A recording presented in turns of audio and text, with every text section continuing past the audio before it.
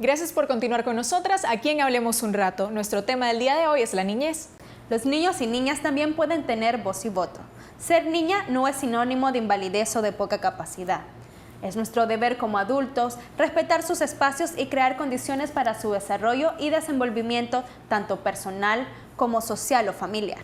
Así es, Catherine, por eso Cristabel Alvarado se encuentra en el otro set con un especialista para poder reforzar este tema de los derechos de la niñez. Adelante, Cristabel. Y yo me encuentro acá con Lorna Norori, ella es coordinadora del Movimiento contra el Abuso Infantil. Gracias, Lorna, por habernos invitado a esta institución. Gracias a ustedes por estar con nosotras. Cuéntenos qué condiciones adecuadas necesitan los niños y las niñas para poder ejercer y gozar de sus derechos. Bueno, primero que nada, se requiere que haya en la familia, en la comunidad, en la escuela, en los diferentes ámbitos donde están los niños y las niñas, se requiere que haya respeto por sus derechos. Y el respeto por sus derechos pasa porque las relaciones que se establecen entre las personas adultas y las niñas, niños y adolescentes estén basadas también en esa condición en la cual se reconoce al niño como persona, se le reconoce como un sujeto social. Entonces estamos hablando de que ese elemento básico, si prevalece en la relación, va a llevar una condición de crecimiento, de desarrollo adecuado para las niñas y los niños. Normalmente prima la visión adultista ante los niños. ¿Cómo podemos cambiar esta visión? Hay muchos cambios que hacer. Tenemos que comenzar a valorar que ese niño no es una personita, porque cuando hablamos de la personita estamos hablando como que como que no está en desarrollo, como que es una persona en chiquitito. Y no, es una persona igual que cualquier otra. Y de esa manera, cuando tenemos ese concepto, no le reconocemos sus derechos. ¿Qué es lo que yo tengo que hacer para que mi hija o mi hijo tenga esa confianza conmigo también? Bueno, lo primero que tengo que hacer es confiar en mi hija o en mi hijo. Es bien difícil para las personas adultas abrirse a esta confianza con los niños y las niñas porque piensan que si lo hacen van a verse expuestas y expuestos y que la niña no va a obedecer. Mientras sigamos manteniendo ese criterio de la obediencia, vamos a tener un resultado negativo, porque los niños y las niñas no tienen por qué obedecer. Los niños y las niñas sí pueden ser responsables, sí pueden responder a algo que se les propone, a algo que se les indica, pero con claridad, con transparencia, no con mentiras, ni con prohibiciones. ¿Cómo podemos orientar a nuestros niños para poder desarrollar su capacidad y habilidades de poder de decisión ante los adultos? Tenemos que ser más abiertas y abiertos en esa comunicación, hablar claramente con ellas y con ellos, hablar de su cuerpo, hablar de sus relaciones, hablar de su vida. Es decir, una niña y un niño, o una niña y otra niña, se conocen en el preescolar, se conocen en la escuela, desarrollan relaciones porque juegan, porque están en clase, porque platican, porque se cuentan muchas cosas. Y a veces los niños y las niñas comparten cosas que no comparten con los adultos y las adultas. Normalmente pedimos que los niños tengan respeto hacia los adultos, sin embargo no sucede lo contrario. ¿Cómo podemos lograr que esto suceda? El respeto no es algo que yo tenga o que esté obligado el niño a tener hacia el adulto tan solo por ser adulto y por ser niño él o niña ella. El respeto es algo que se gana y se gana con la actuación. No se gana solamente con la palabra. Cuando los padres dicen, vos me tenés que ver a mí, pero no tenés que hacer como yo. Entonces, ¿con qué autoridad este padre le exige ese respeto al niño o a la niña si él no está teniendo ningún respeto para él o para ella? Entonces, de hecho, que los niños y las niñas puedan tener respeto por las adultas y los adultos pasa porque yo primero respete a mi hijo o a mi hija. ¿Cuáles son los derechos básicos que se le deben de respetar a la niñez? Básicamente puede decirse que los niños y las niñas tienen su derecho a un nombre, sí tienen su derecho a la comunicación, tienen derecho a la educación, tienen derecho a la recreación, tienen derecho al respeto que se merecen como personas, tienen derecho a poder expresarse. Son estos derechos que si los vemos expresados en la vida cotidiana, son todas esas condiciones que nos van a permitir tener una relación más adecuada con las niñas y los niños. Ya para finalizar, ¿sí podemos decir que los niños tienen todo el poder de decisión? Los niños tienen derecho a decidir, claro que sí. Los niños tienen derecho a decidir y ese es un derecho que les es restringido en todo momento.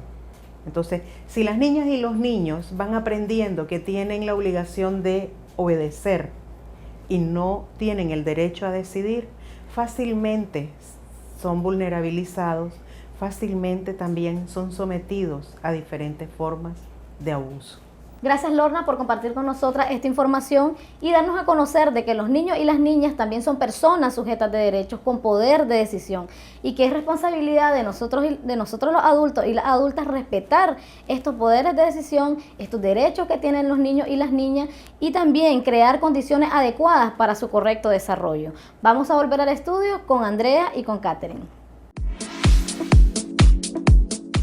Independientemente de la situación económica, es lamentable que en nuestro país existan muchas familias disfuncionales en las que se desatan muchas historias que ponen en desventaja a la niñez, tales como maltrato, violencia intrafamiliar, explotación sexual comercial infantil, trabajo infantil, entre otros. Sin embargo, existen niñas y niños de que tienen una gran valentía y tenacidad y esto les ha permitido salir de este tipo de problemas de una manera admirable. Son niños ejemplos, como en la historia que Cristabel nos ha preparado, que veremos a continuación.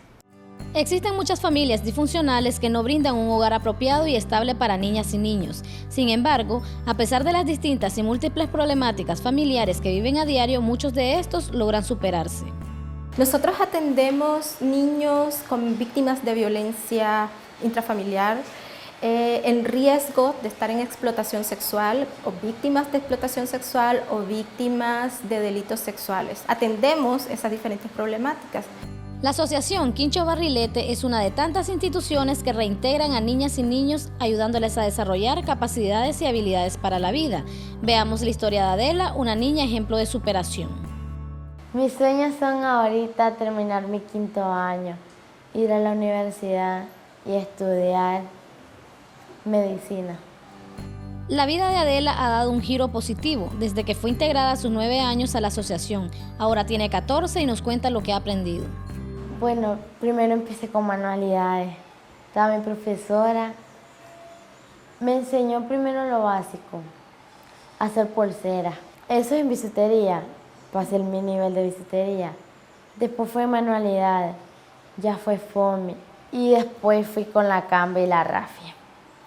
Que aprendí a hacer bolsos, carteras y decoraciones y varias puntadas, adornándolos pues la camba. Después fui con hamaca.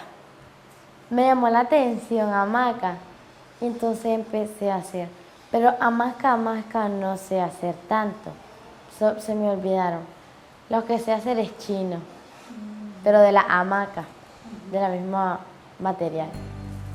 Adela ha despertado el gusto por habilidades técnicas en las distintas artes de la manualidad, pero esto también le ha desarrollado la empatía con otras personas.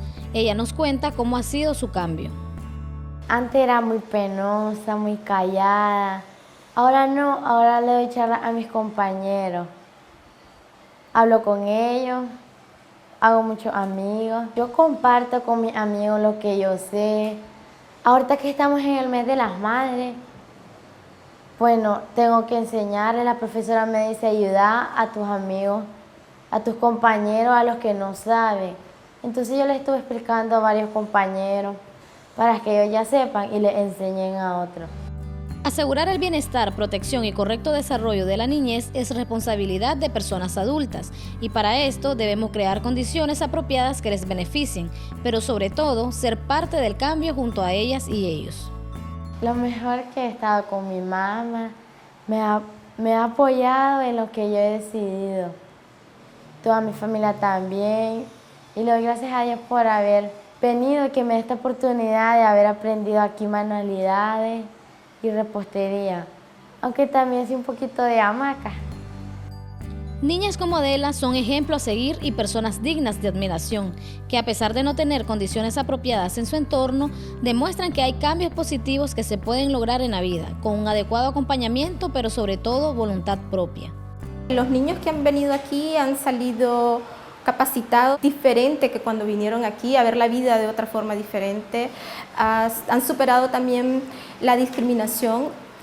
Como podemos ver, Adelita dice, ya aprendí a que no somos diferentes, de que no tenemos que discriminar a nadie independientemente de cuál es la situación que tenga. Ese es uno de los grandes logros que nosotros hemos tenido. Lograr cambios como la historia de Adela es posible. Todas y todos podemos aportar al cambio y ser parte de la construcción de una niñez protegida, promotora de una sociedad más justa y segura. Vamos a una pausa comercial, pero continúen con nosotras, que al regresar continuaremos hablando un rato de la niñez.